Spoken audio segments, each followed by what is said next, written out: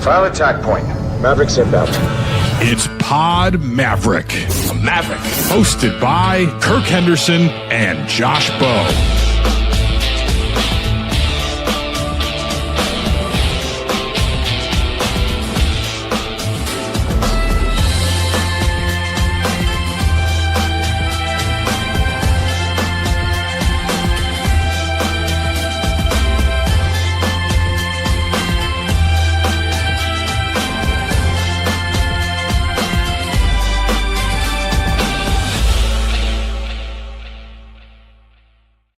And welcome back to Pod Maverick. This is an episode of Kirk Your Enthusiasm. You have heard entirely too much from me lately, but that's what happens when the Dallas Mavericks inexplicably jump from the 11th overall slot in the NBA lottery to number 1. Today, I am joined by my longtime friend who I've never badgered effectively enough to come onto the show until today, Kyle Mann of The Ringer. Mr. Mann, how are you today? I'm good. You know, I was thinking back about all the time. I said I owed you one. You rejected that. I mean, we've been having some kind of conversation. It's gone from. I mean, does the arc start at the beginning of the Luka era? Is when you start pretty much, because I was very wrong very early on Jalen Brunson, and you never let go. And it started around year 3 of Jalen Brunson, where he really started to show who he was. And then, you know, that whole kerfuffle. And then the Mavericks just haven't had any interesting picks really up until probably Lively, I guess, if we're honest, because the 2020 draft was a mess.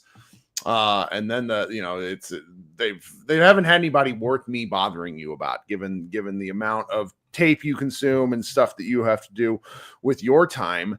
And, you know, I have a lot of stuff that I want to ask you. And part of why I just wanted to bring you on the show today is, so I think a lot of our fan base, the Mavericks fan base, people who pay attention to sports have to know who Cooper Flagg is, because, you know, potential number 1 overall pick, American-born star, white guy who goes to Duke. If you don't know who Cooper Flagg is, at least tangentially as a basketball fan, then you've done a really good job not paying attention. And so what I wanted to sort of lead with today, and I'm going to link everyone, by the way, to some of it. I want to talk about a couple of the things you've done in the last calendar year with Flagg. But what is the elevator pitch for Flagg to a fan who just doesn't know anything about him other than kind of, okay, he's good? Oh man, it's hard to elevator pitch him because he is the range of things that he does is so wide. I would say he is. It's in this day and age, it's hard to find elite two-way players. He could be elite on both ends. Mm-hmm. The point that I made on our show and I've made elsewhere is, Ben Taylor and I just through conversation came up with this system just of to sort of simplify what somebody's role on offense and defense is. So like the highest version of this is somebody who's an offensive primary and they're a defensive anchor, which doesn't really happen that often. LeBron at different points has been that. I mean, if you just go back through history, I mean, kind of more big men historically, right? Big guys often, Kareem, you know, that type of player, guys who just Hakeem at points was that would be an 0-1 D1. So if you're an offensive primary and the worst defensive player, you'd be an 0-1 D5. So you can kind of go on from there. Cooper has a chance to be an 0-1 D1. He has a chance to be the anchor of a defense and an offensive primary. He's, you know, his measurements came out. He's got sort of big forward size. The thing that's interesting about him is he started his high school career as, okay, this is an elite defensive disruptor, somebody who can make crazy out of area plays. If you go his out of area defensive highlights were on the level of like Nerlens Noel, just absolutely bonkers. He seemed to just appear in places. He would just materialize he could teleport. Yeah. And his ability to cover ground, he was so far ahead of high school competition on that front that he could just go and gamble and wander and just, I think he averaged his block numbers in EYBL, I think in 2022 were just, it was like he got like 170 blocks in like something like 14 games or something crazy. Can you give the context of what EYBL is to my viewership who probably just don't have enough experience? Because the Mavericks haven't had A, Americans, and B, draft picks. Yeah. I always think about at some point I want to make a video that's almost like the Game of Thrones like landscape map to sort of like map out what, the high schools and the the big. Now Cooper came from, I'll sort of chart a path here. Cooper came from a local small high school in Nokomis was the name of in Newport, Maine, and then so. Small school. I mean, and he moves from there, destroys as like an 8th grader and a 9th grader, goes down to Montverde early. So he's seeking out competition, wins at Montverde, is killing there. In the summers, though, he had this interesting balance going on where he was playing with Montverde with D1 players, lottery pick players, high major quality talent around him and against him. And then, and he was playing more of a role, sort of developing as a ball handler and a shooter. And then during the summers, he would play with the Elite Youth Basketball League, which is a Nike circuit. He had his own team. I've heard you mention that. Is it the main event? Is that really what they were called? Maine United was what Maine United, damn it. But there was an event where Montverde came back to Maine, and I think they called it the main event. That's what it was. Yes, I remember. It's right there for the taking. But during the summers, and this is a normal thing, he would play with his brother Ace, who I think is going to Maine, if I'm not mistaken. And they would just. Cooper was such a winning player that they would kick ass in EYBL too. It was pretty hilarious to watch. And that was where, that's where the elite, high school competition plays. There's a lot of weird kind of politics about who ends up playing for who. And it's hard to even keep track of what the rules are with that. But Cooper decided to play with his home state team, which is unusual. And they did really, really well. Every once in a while, they come up against like a boozer, Night Ride is a famous EY. If you're interested in that, go check it out. It's a fun thing to track as players are going. So yeah. And and that was sort of his laboratory over the past couple of years, just to give people an idea. And I think this is important because if you want to get an idea of how special he is, you kind of look at what he is now, but I think it's really important to track his brain as a basketball player and how fast the software is being upgraded. The OS is updating onto the hardware, which he's a great athlete. He has the great size, wide shoulders. I think he's going to get a lot stronger. He's a super quick jumper. A no-load jumper is what is there's a specific name for it. He doesn't have to load his knees to hit the top of his max vert. So that's why he jumps so fast. But yeah, he's made huge leaps as a ball handler and a shooter in the past 3 years. So in the past 3 years element of this is really important because he reclassified because currently he is 18 years old, not turning 19 until December of 2025. And reclassification, if I understand it correctly, is like basically when a guy decides to move up a grade because he can based off of where he is in his birth year. Is that kind of correct? Yeah, I mean, you've dealt with this with we're kind of talking about this with my son now. With our kids, yeah. Well, I was going to say, I mean, I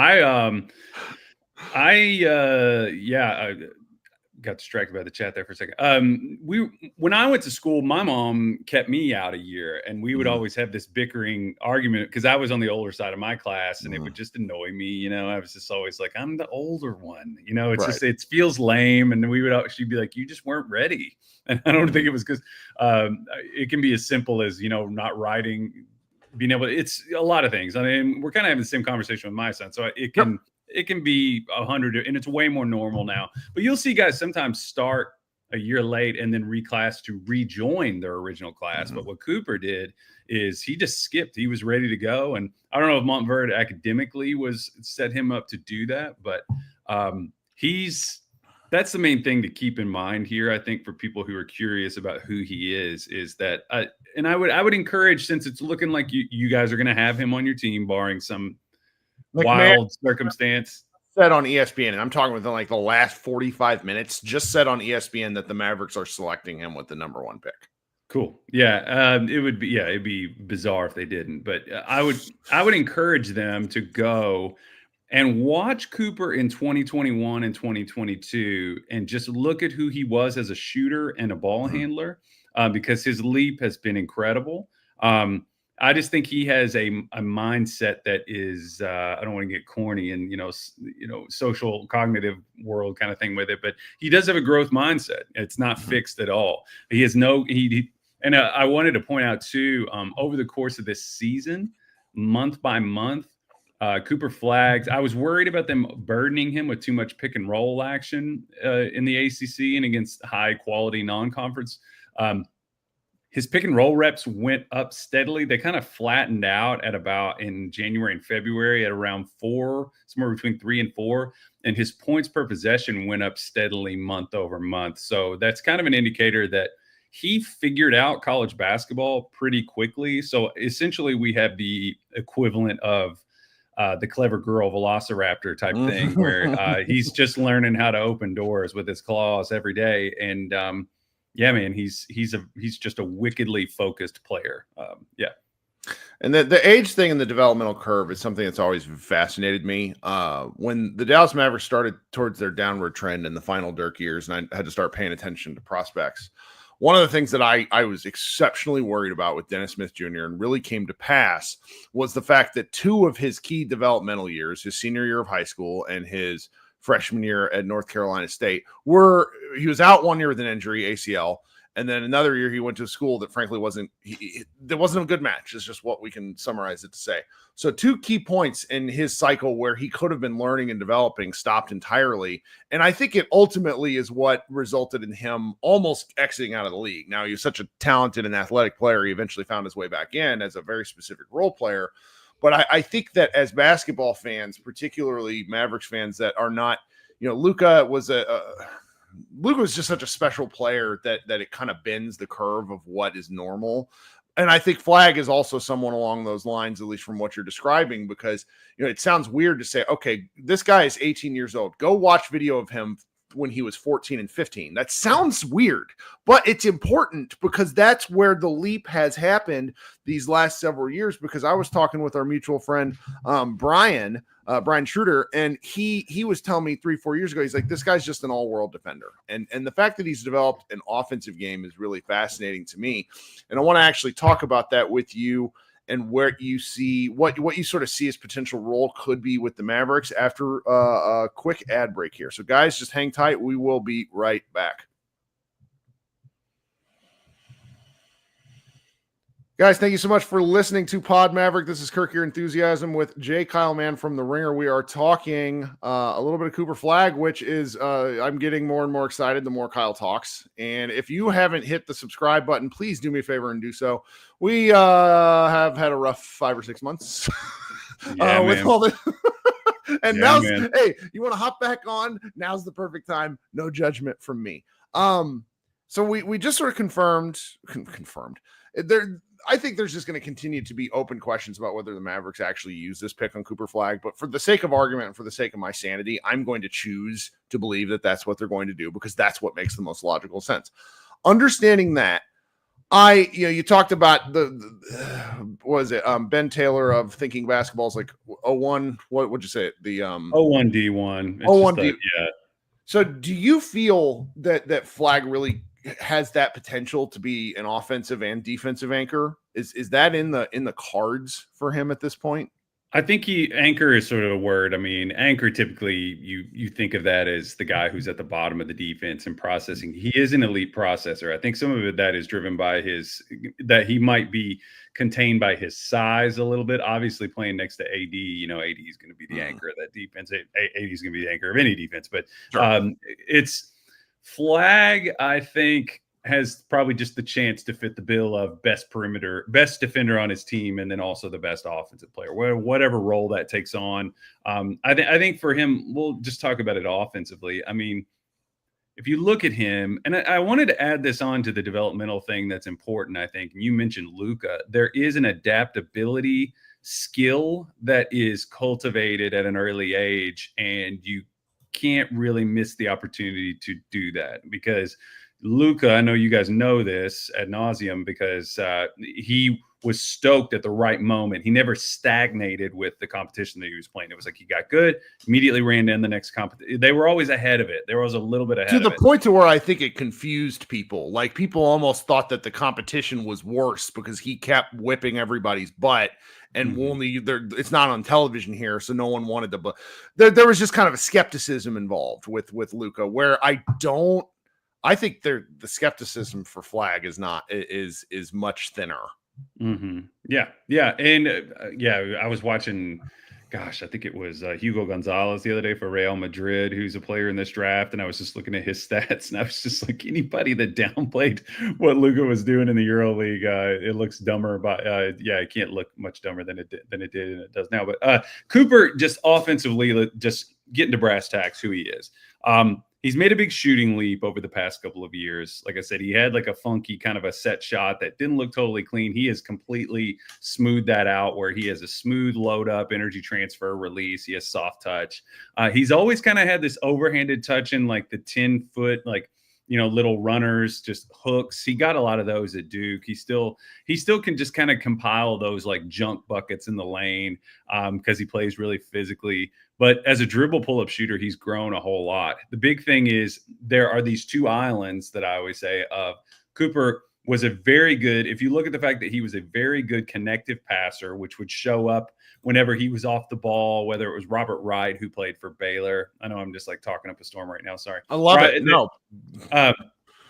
He played with some guards at Montverde, Robert Wright, and then there were these different guys who he was playing with, and he would come off of these pin downs, catch the ball in the middle of the floor, and make these quick decisions. He was a very good connective passer, and we continued to see that at Duke. And then you have on the other side, you're like, okay, he's developing as a dribble pull-up shooter. We know he can kind of get to the basket. The big connecting sort of bridge between those two things that is kind of reaching closer and closer is the fact that his handle is developing. Now he's got a little ways. It's come a long way, but he's still. I think that's still the vulnerability for him. His brain is ready to do it. He just needs to make the ball handling leap, and he's capable of being a Jason Tatum type. That's an interest. And guys, when you hear the words Jason Tatum, I need you all to remember that Jason Tatum is a top 10 basketball player on the planet. Just no matter your opinions of him, just because he's not top 3 doesn't mean he's not amazing. Now, one thing, and I always hate to go back to the Luka thing, but it is interesting. When Luka was coming in, his left hand really was non-existent. That was kind of one of the only criticisms of him, is like, oh, he's so right hand dominant.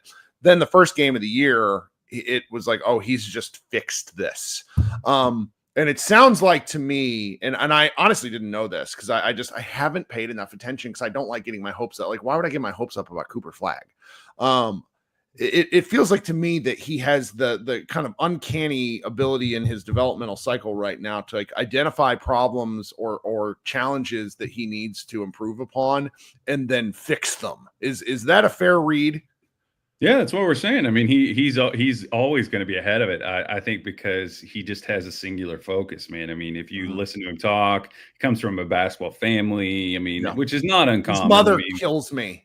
I love she's her. Hysterical. She coached. She was one of the coaches on his EYBL team. If you listen to interviews with her, I think I included this in one of the videos I made of him. I always forget what I included or didn't. But his mom and dad met in a rec league that she was playing in, and he also was playing in. That's his mom was a Division I player at Maine, and she actually played at Maine with Donovan Clingan's mom. Oh, I remember reading this. Yeah.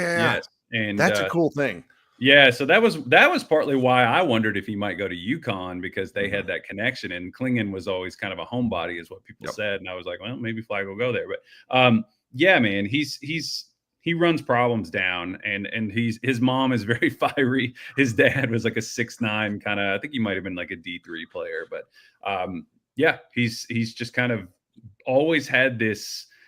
He has a fire to him. He doesn't really go mentally off the rails sometimes with the way that Luka would. Luka would get a little riled up and get carried away. I'm preaching to the choir with this. You know, just like, Luka, dude, what are you doing? Cooper doesn't really do that. Cooper has this measured sledgehammer of a temper that he can destroy you with, and then he's cool. So that's an interesting part about his personality too. That I'm gonna love. That is because it's again we've talked about our kids every now and again, but being able to show my 9-year-old like the difference between it's just like because Luke was kind of an unfortunate role model at times. It's like that's a fun one. So just maybe a couple more things, and then I'll let you go back to your day.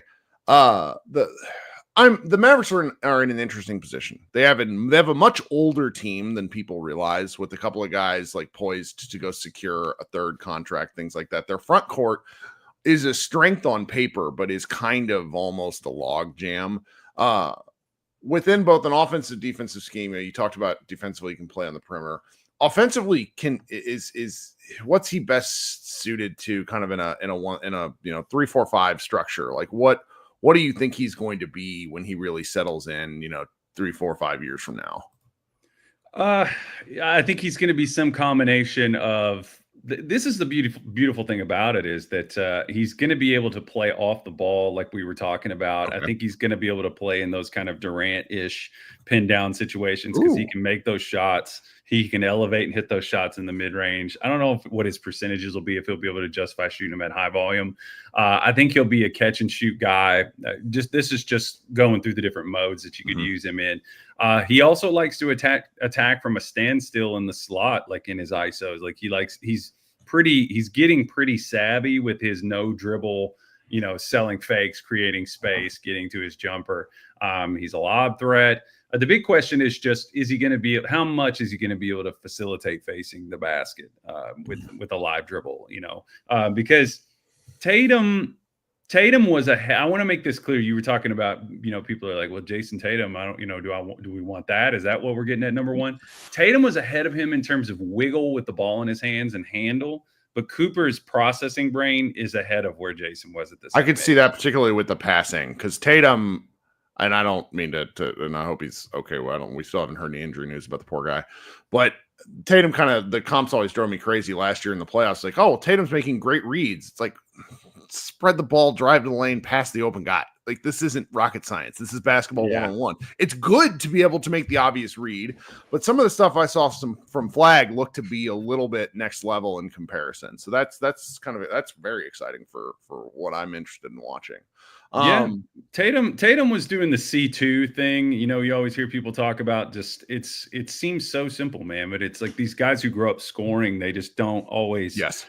They're so used to hitting every nail with this hammer that they have, solving every problem, especially true of guys who are just physical bullies. And Tatum just got to the point where he could, Paolo had a little bit of this too, which Paolo was ahead of him as a passer too, but it's just a tricky thing to learn. So I agree with you. I mean, Tatum was just getting to the point where it's just like, make the basic C2 read. Of course, there's the last thing I'll add on this. I'll tweet this at some point, but at one point I was trying to figure out how to discern the different levels of this. And so I made up something called the pick and roll pyramid, which is basically the idea that the first level is I can score out of a ball screen. The second level is I can score or I can make a play for the guy. It's kind of the playing 2-on-2. You master playing 2-on-2. Then you get so good at 2-on-2, you move on to the third level, which is not only can I play 2-on-2 so well that I make the right read every time, you're going to be sending help to stop me, and I know how to manipulate that too. And Luka's on that level. Very few. Harden's on that level. It's reserved for the best of the best. Cooper is somewhere in the low level 2. He can play the 2-on-2 game. He hasn't quite graduated to the manipulating, but I wouldn't rule it out for him. I really wouldn't. That's fascinating. This is more just me soliloquizing, so I apologize. But the Mavericks have some real choices ahead of them, because I've been talking about this all morning, and I'm already pissing off Mavs fans. The Cooper Flagg, when they draft him, it puts them over the first apron. Now, I hate the fact that we have to be accountants on top of being basketball fans, but it's just part of the game. And so as a result, they're going to have some choices to make.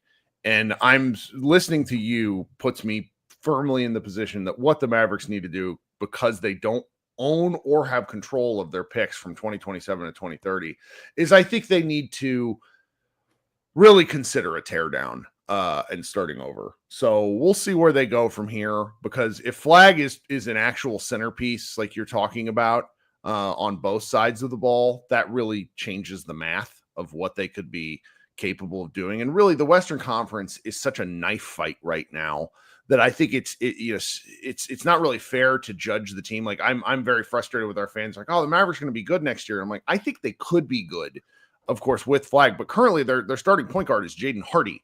So I'm not sure how good they're going to be with that level of thing. So they have some, building, we just watched this. McMahon wrote a book about it with Luka, building around a superstar. The superstar, getting the superstar is the hard part. And I think that, as we're talking about here, Flagg has the ability to be a superstar.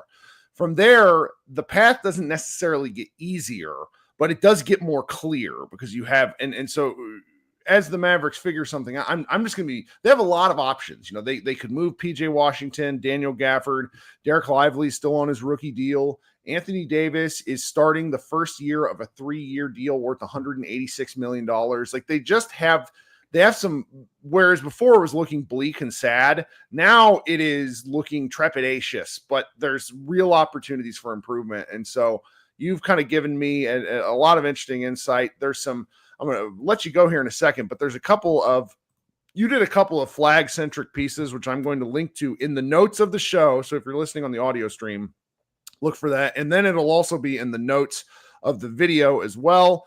You did a 14-long video with 100. God, this thing it topped 150,000 views, man. The Cooper Flagg is running towards the grind video that you did way back in September. This thing is really cool, guys. You're going to love seeing it, particularly if you followed Flagg at all this year. And then back in February, you did a piece called Cooper Flagg Isn't Your Typical Future Number 1 Overall Pick. I'm sure some of these things hit on the same points of what we talked about. But guys, here's the thing I like about the draft. I like reading the same things over and over again and reinforcing my opinion. That's really fun. For confirmation bias when there's no real basketball happening, at least for the Mavericks fans, is fun. Do you have anything you want to promote before you get out of Dodge? I would tack one more thing on the Flagg conversation. Sure.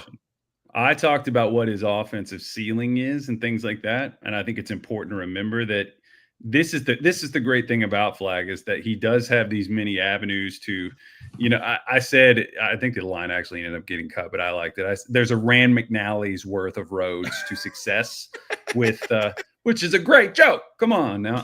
No. It's a typical corny shit I say. No, I mean, there are a lot of paths to success with him because of the different ways that he can play, and I described those. It's a wide and high floor. He might not get to those tippy-top places that we were talking about, but the good thing is that's okay because if he's not an offensive primary, a dominant one, I lean more towards he's going to be a very, very good offensive player. Sort of a Pippen-ish type player is who I've compared him to. Okay. I think he's going to be that type of switchable Swiss Army tool because people forget Pippen had that 94 season where he toggled over to the primary spot and almost won MVP. So it's that type of, he just happened to, we're talking about the highest level of a championship team. He might be best suited to support an offensive superstar, but he's a winner, man. I mean, I have him in that, AD and Chet were two guys that had similar kind of qualities to me, who had kind of questions about their offense, but they're elite defensive processors and things like that. He's a special player. He's really good. And check out the Ringer NBA Draft Guide, mock draft, our Ringer NBA Draft podcast, and those are the things. Yeah, and watch the videos, please. A lot of good stuff. Your colleague Danny Chow is who you done a show with this morning that I haven't heard yet because I just noticed it on my feed. Really looking forward to that. He wrote a piece last night which had my wife she was reading parts of it out loud. We are so blessed to have Danny back in the basketball fold. I know he loves writing about food, but I really love writing him about prospects. He wouldn't remember this, but I met him in Las Vegas several years ago after one of my discs had ruptured and I was lying on the floor in the media room, quasi sobbing to myself, and he came over to check on me because he was like, what is this man doing lying on the ground? That's how I met Danny Chow. Kyle, great stuff. This has been an excellent use of part of my afternoon. My boss has called me twice, so I'm going to probably return his calls now. We can find all your stuff at The Ringer on the various podcast feeds, YouTube feeds. You do great work. I can't recommend it enough. And guys, check the show notes for these links that we're talking about. Everybody, thank you so much and have a great day. Appreciate you, Kyle. Thanks for having me.